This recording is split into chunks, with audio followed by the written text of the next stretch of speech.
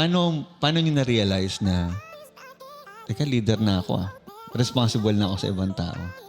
Like, ano yung itsura nun sa inyo? Kasi baka yun ang sine-check din ng mga audience natin. Kailan ko masasabi na leader na ako? Sa akin, pinaka na-feel ko na leader na ako nung nagkapamilya na ako. Kasi, alam mo yun, yung direction ng buhay nila namin, di ba, ng pamilya namin sa kami pupunta. So marami sa life choices ko was because of them.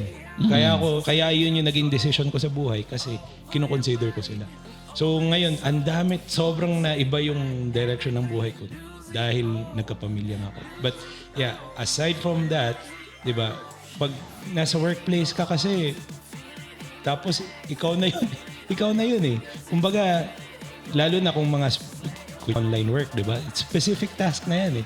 Sa'yo na yan. Kung hindi mo gagawin yung task, di ba? Di talaga gugutom na. Tama.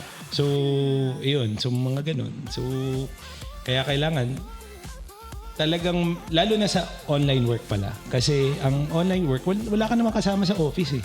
Wala namang ano doon, time in, time out talaga na meron kang supervisor na nakatingin sa'yo na ano. So, kailangan mo talagang i-lead yung sarili mo. Kasi kung hindi, wala, matutulog ka na lang buong araw, di ba?